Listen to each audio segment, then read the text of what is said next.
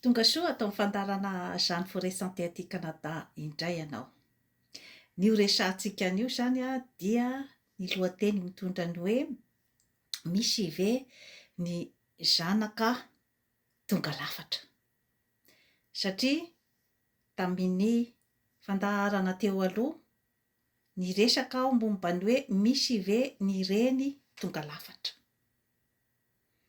Amin'izao fotoana izao indray zany a dia ny hoe misy ve ny zanaka tonga lafatra.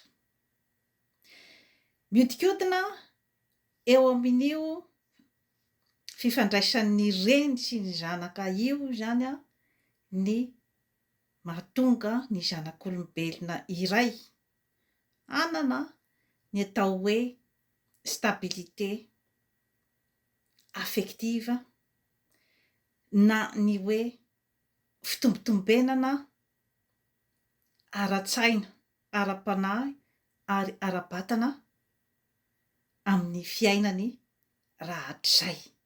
Izany hoe miodikodina ao amin'io fitokisantena io izany a no mampanjary na tsy mampanjary ny olombelona iray.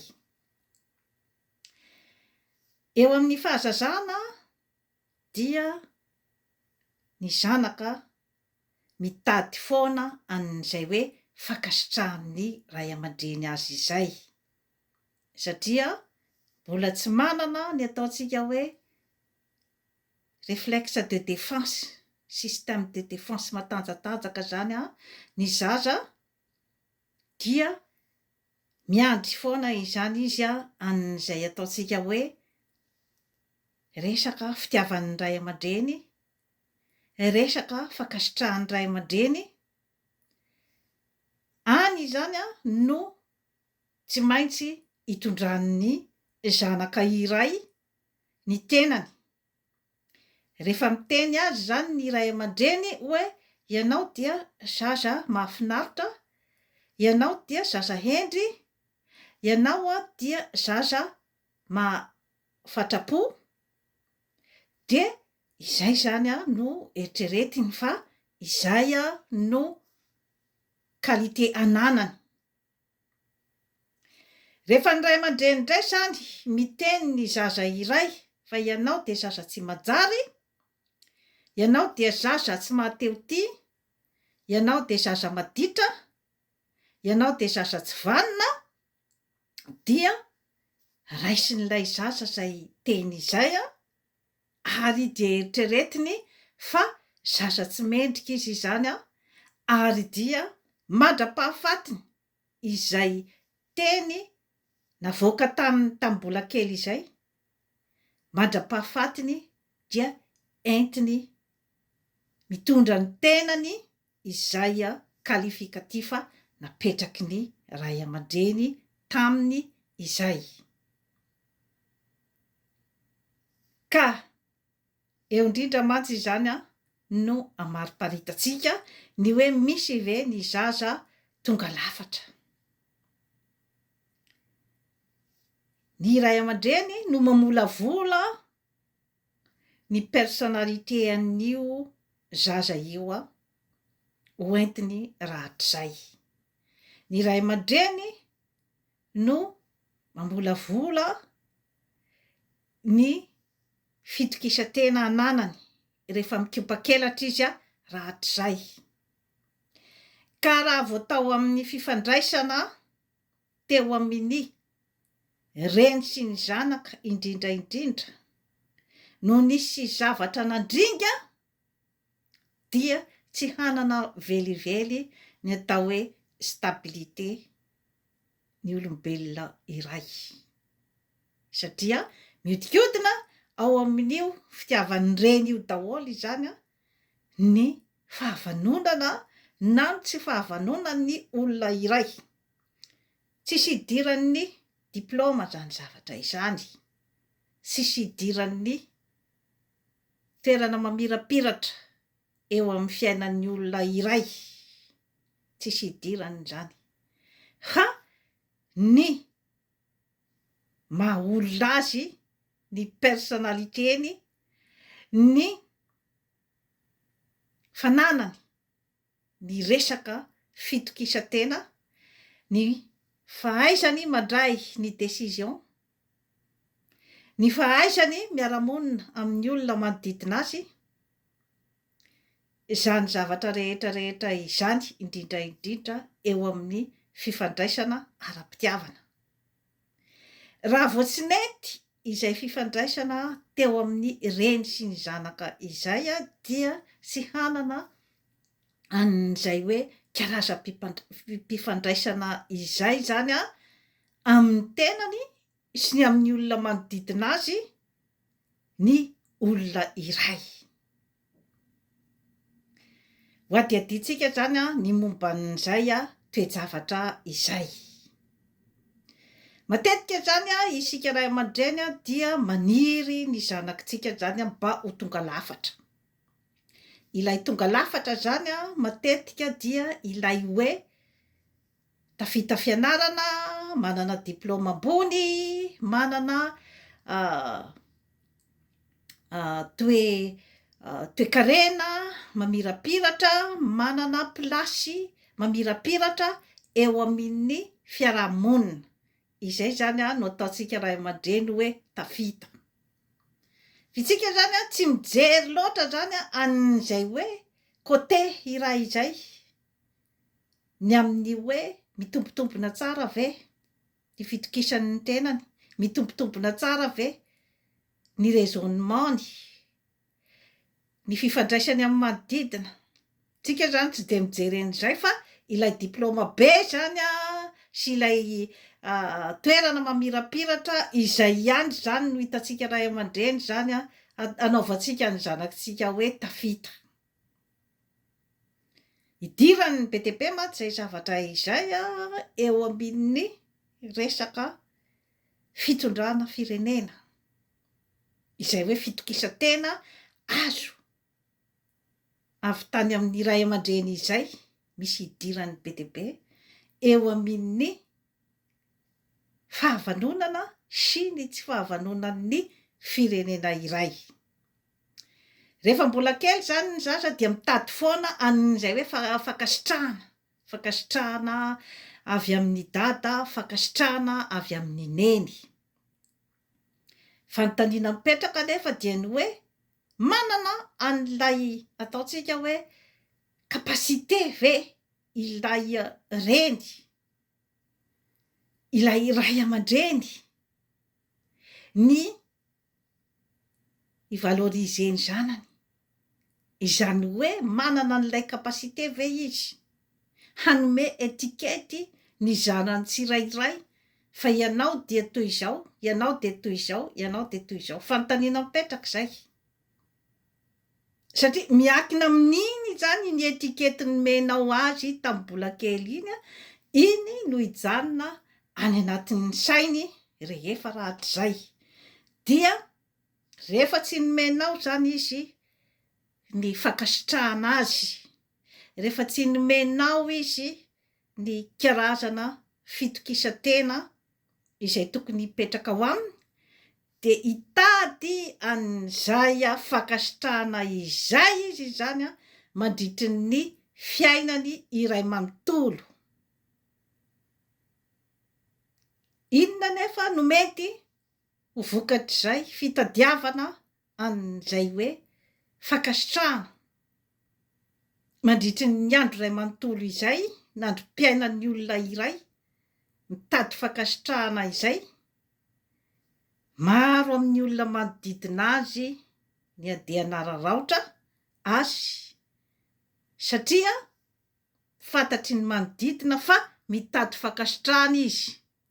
Dia hitany zany ny point faible, hoe ao zany ny point faible n'ilay ranamana, dia misy koa nge ny manodidina izay manipulateur, manipulatrice, izay milalao an'ilay olona, dia misikotra zavatra any aminy foana izany kanefa tsy mankasitraka azy, sy manome azy an'izay fankasitrahana izay. Dia manome zany ilay olona izay mitady fankasitrahana. Mandra-pahafatiny izy zany dia manome sisy ninona miverina avy aminy, inona no mety hiafaran'izay miteraka hatrany amin'ny famoiza-po. Izay zany a no mety ho endriky ny olona iray izay sy nahazo an'ilay fankasitrahana avy amin'ny ray aman-dreniny, tsy nahazo an'ilay fitokisantena avy any amin'ny ray aman-dreniny. Maro amin'ireo karazan'olona ireo ny mandeha any amin'ny fidorohana zava-mahadomelona, any amin'ny fisotroana toaka, any amin'ny fisesefana ny sakafo tsy ara-pahasalamana izay manimba dia manimba ny fahasalaman'ny olombelona iray, no ilay tsy fitokisantena ao aminy. Zany zavatra rehetrarehetra izany dia matetika hita zay phénomène zay zany amin'ny Afrika sy Madagasikara, satria tsy voalohany indrindra aloha zany tsy mankasitraka an'izany ataontsika hoe psychologue izany ohatra ny olona ao Afrika sy Madagasikara. Rehefa hoe manatokatona an'ireo olona ireo zany psychologue na psychiatre ohatr'izany zany de hoe tonga de hoe olona tala. Noho izany zany tsy anakaikikaiky an'ireo olona ireo mihitsy zany raha ny akabeazany zany ny akabeazany.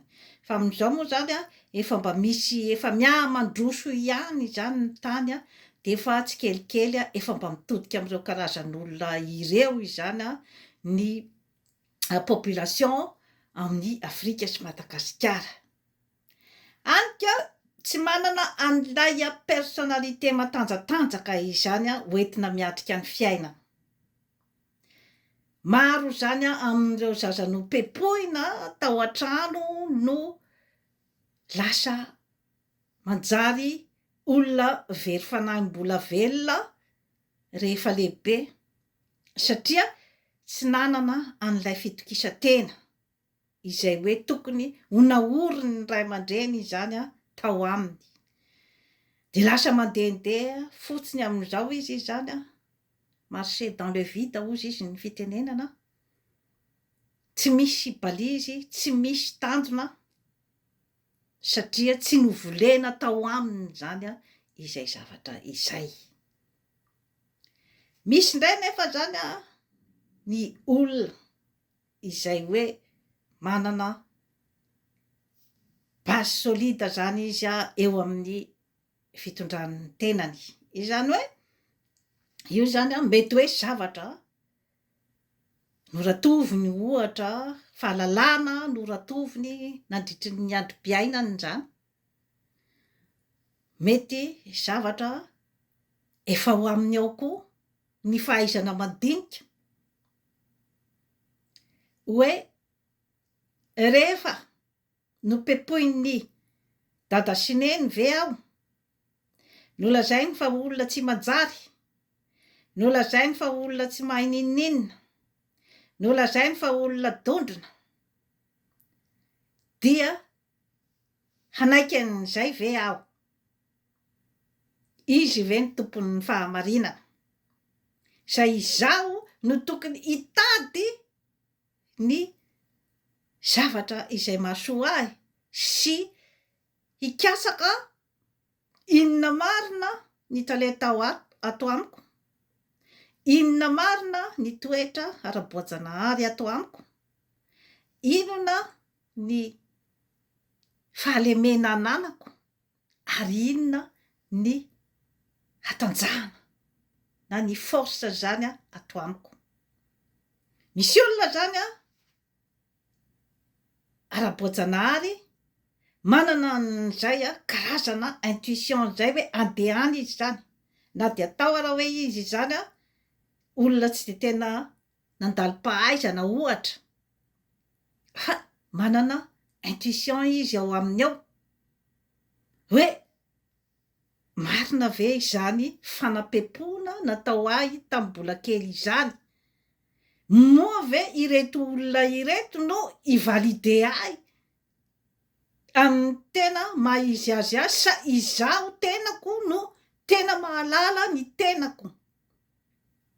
Vitsy de vitsy zany ny olona tonga amin'izay stady izay, fa ny ankabeazany de ny hoe rehefa nopepohina izy zany tamin'ny mbola kely, satria rehefa mbola kely ianao tsy manana an'ilay système de défense, tsy manana an'ilay capacité d'analyse, marina ve sa tsy marina zany zavatra lazaina amiko izany, mbola tsy manana ny capacité de discernement rehefa mbola vao kely, dia misy izany rendrika an'izay hoe zavatra nolazaina azy izay entiny mandra-pahalehibeny zany zay zavatra zay mandritry ny androm-piainany ray manontolo, dia mamodipodika azy tanteraka eo amin'ny resaka fitondrana fiainana. Inona zany no zava-dehibe manoloana an'izay hoe karazan-javatra rehetra izay, satria maro dia maro zany ny fiainan'olona potipotika no izay resaka hoe etikety nomeny iray aman-dreny azy izay mety koa hoe etikety nomena anazy tany am-pianarana, mety